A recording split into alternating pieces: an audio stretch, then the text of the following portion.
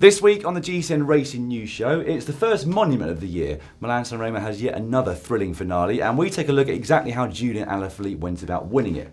We're also going to talk about a very mixed week for Mathieu Van Der Poel. We've got the next round of the Women's World Tour, the Trofeo Alfredo Binda, and for something a little bit different, the Magnificent Seven in Sheffield.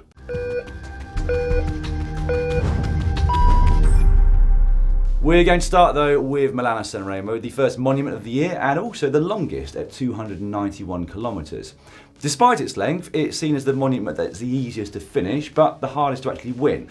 And through Velon data, we can see exactly why that is. The early part of the race is in fact quite easy for pro riders. Greg Van Avermaet, for example, averaged just 175 watts for the first 4 hours of the race, which for somebody like him is little more than an extended recovery ride. However, in the finale, it's a different story.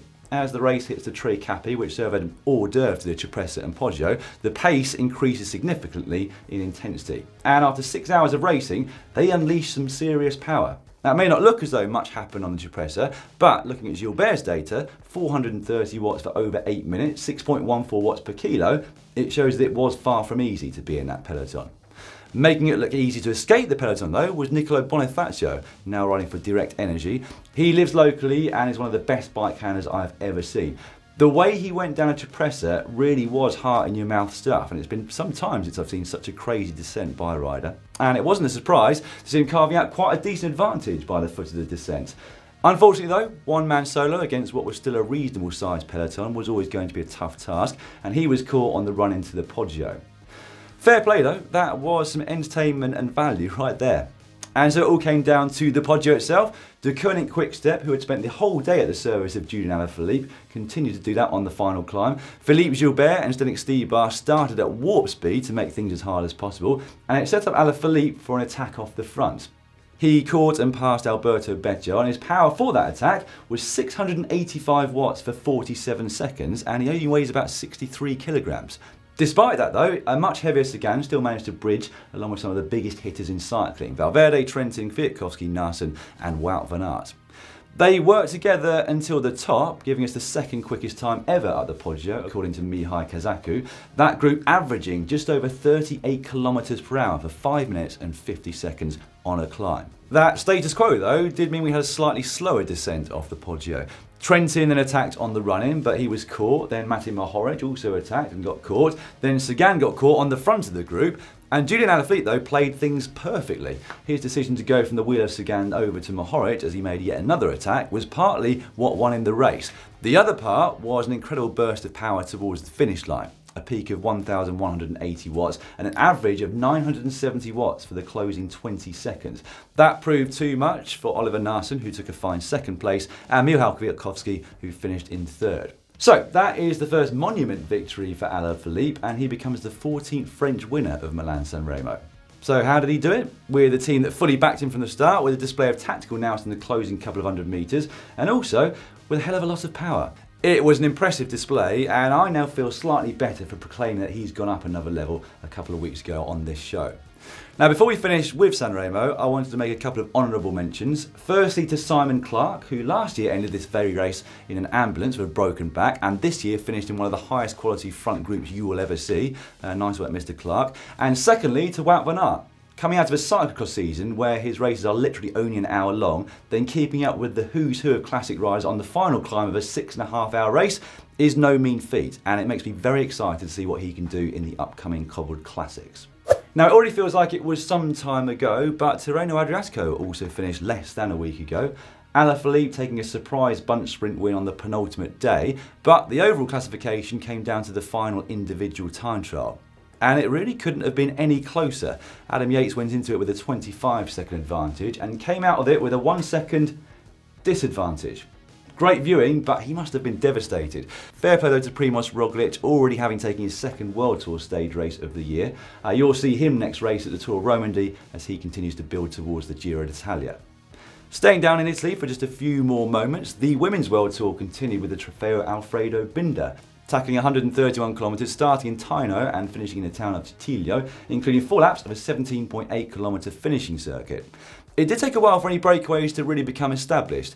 Mitchelton Scott's Grace Brown was one rider to get away inside the final 60 kilometres. Trek Segafredo's Yolanda Neff also tried her luck, and she was chased by Amanda Spratt and Hannah Barnes. Big attacks though came on the final climb from Kasia Nubiadoma and multiple attacks from Cecilie Uttrup Ludwig, but 3-time former winner Marianne Vos was marking the moves closely.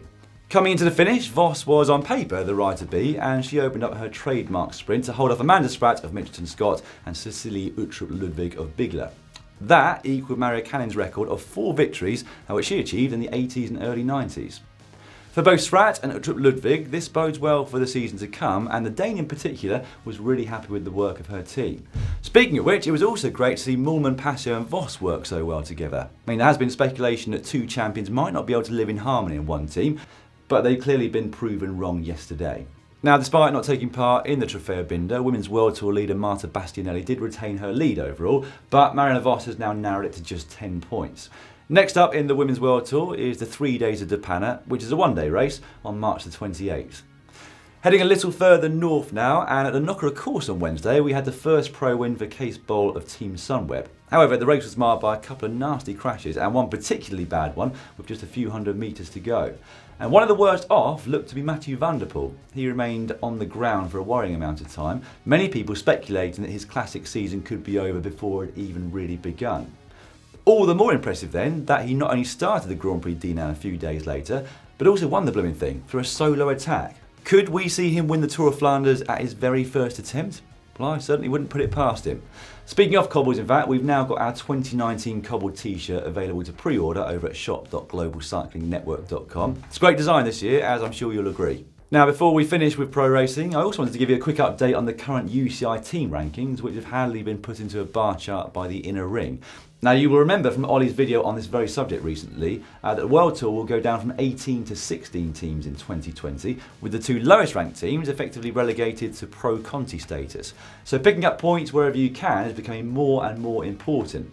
Currently in those 2 positions are the CCC team and at the very rear, Katusha Alpecin, and they really have some work to do when you consider that they currently have 3 Pro Conti teams ahead of them on the rankings.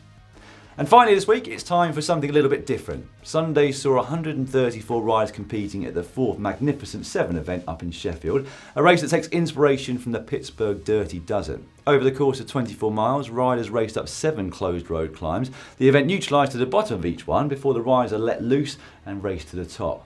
Points won on each climb are accumulated to give us the overall winners. This year there was almost 1,000 metres of total climbing and a final bonus climb, the Côte de Bradfield, run in a handicap format. The pairing of Kieran Savage and Joe Clarke riding for Cycling Sheffield dominated the first 3 climbs, and despite the efforts of Kenway and Kieran Smith, one of the youngest riders in the race, they wouldn't be able to get close to Savage, who would take the overall win. Last year's women's champion Hannah Larber-Leister of Team Boom Pods returned to defend her title and proved she was again in fine form by easily winning the first of the climbs. And despite being pushed hard by the likes of Hannah Ferrand and Abby Taylor, Larber-Leister would go on to take her 2nd overall victory in a row. Right, that's pretty much all for this week. However, if you do know of a competitive event that deserves some attention on the GCN Racing News Show, and they can send us some video to tell the story, tell them to get into contact with us on info@globalcyclingnetwork.com. Plenty of racing coming up on the channel this coming week. We're going to have daily highlights of the Vuelta a Catalunya and Settimana Coppi Bartoli this week, as well as live or as live coverage in certain territories too. Plus highlights of Ghent-Wevelgem on Sunday as the cobbled season ramps up into full swing. Don't forget our cobbled t-shirts are also available for pre-order. I'll be back next week with all of that, but in the meantime, you can also see Hank competing at the Last Man Standing event at the Rad Race in Berlin simply by clicking down here.